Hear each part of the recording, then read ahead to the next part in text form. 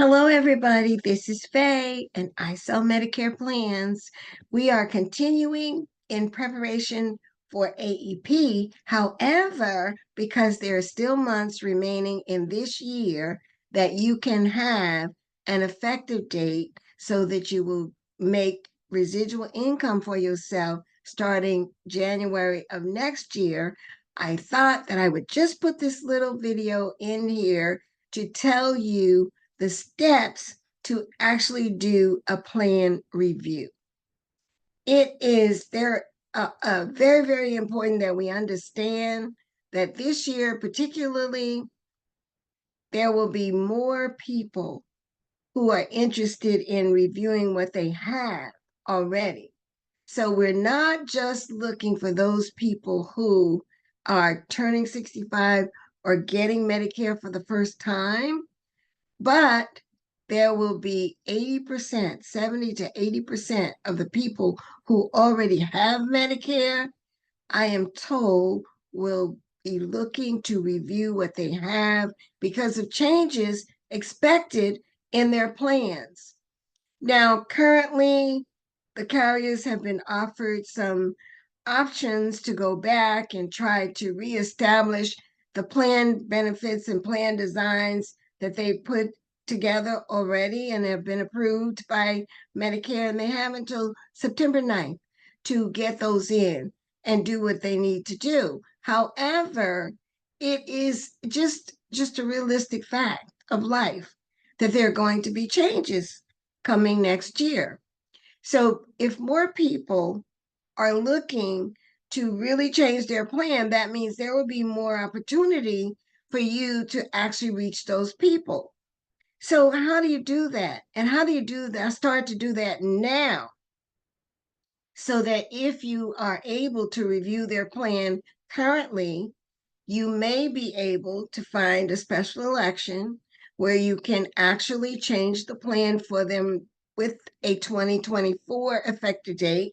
Or if not, you can put them on your list and set their appointment for the AEP to have a review and go through what happens to their particular plan and any of the plans that are available for them for the next year.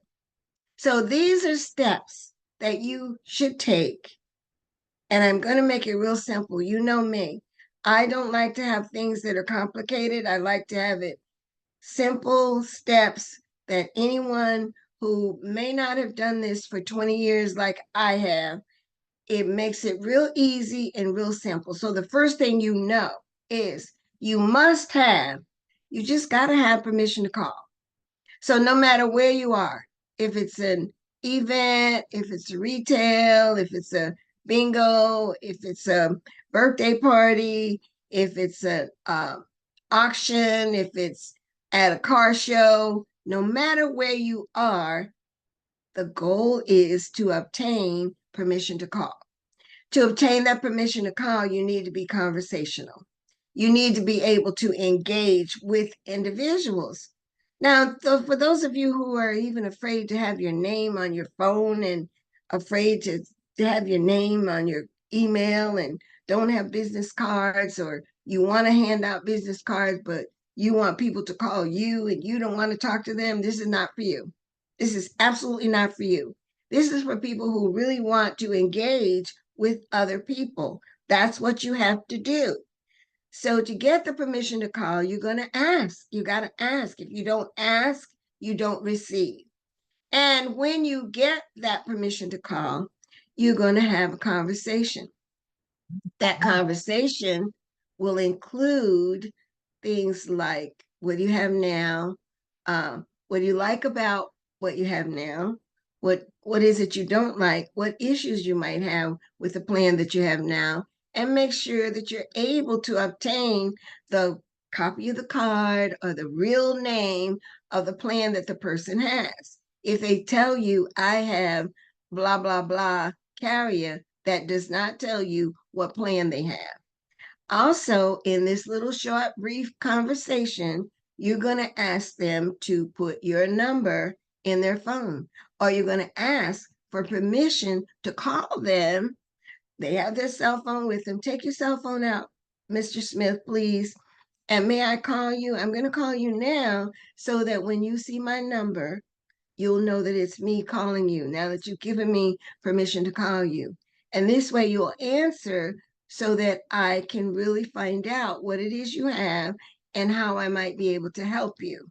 Now, Mr. Smith, when I call you, I'm going to need some basic information. So we won't do that right now, but I plan to call you whenever it's convenient for you.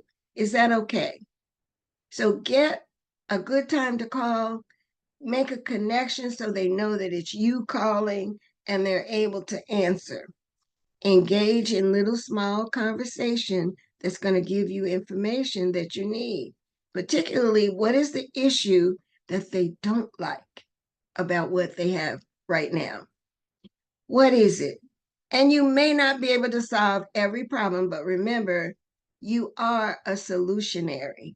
You can solve problems. So now you're going to ask those questions. Once you have that permission to call, you're going to call at the time that they suggested is best, and you're going to call and get them on the phone. You're going to do your needs analysis, set an appointment time to actually meet with them in person or meet with them in a Zoom meeting or meet with them in a Google Meets or however, or at one of your events that's filed as a sales event, or meet them at their home, whatever, but you're going to set an appointment.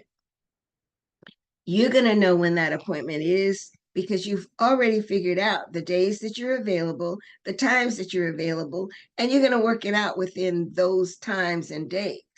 So you set the appointment. Now, once you have the appointment day and time, you're ready to send them a scope of appointment. You can use any means. You can do it by paper, you can do it by phone, you can do it by text, you can send a scope of appointment by email, whatever platform you're using, get your scope of appointment. You need the date, the appointment date, because that has to go on the scope of appointment. So now you're ready to tell the prospect that now that I have the information I need about what you have and what issues you're having, and you sent me back your scope of appointment, I'm going to go ahead and research this for you and be in a position to tell you if that's the best plan for you right now, or if there's something else out there that you might look at. And we'll also explore the possibility of, can you change now? Or should you wait until the annual enrollment starts after October 15th? So you'll be able to replay this video and know these steps. You've got the appointment, you got the appointment compliantly, you followed the rules, you know how to do this. Now it's up to you to go back to your office space, wherever that is, go back to your business partner if you need to, and research what you're going to come back to that prospect with. And remember that if you are able to find a special election for the person, so they may be low income subsidy, they may be Medicare, Medicaid, they may have recently moved into a different area, they may be in an area where there's a 5-star plan that you can offer. There are a lot of reasons why you can find a special election. They may even be in one of the disaster areas. And if there's a disaster SEP, seek to use that and explain to them what that means, and that it may or it may not be approved. But you will submit it and see if they can change. Why are you doing this? Because you have from now until November 30th to have this year's effective dates. And everyone that you have on your books with this year's effective date that you are going to retain for sure, January, that's a residual income person. So I hope this has been really clear, straightforward, and to the point that you know the steps. You can remember the steps. You can go through the steps. You can set those appointments and start to really get out. Now, remember, when you get the permission to call, you can't do it sitting home in your pajamas. I'm sorry. Only if you're on the phone and the people are calling you, or they're answering something that you've done compliantly. This process requires that you actually talk to people. This is Faye, and I sell Medicare plans. Let me know if there's something else that you need. This will be in my YouTube channel under Preparing for AEP. And please, if you have not, subscribe so that you get all of the videos that come out that might help you.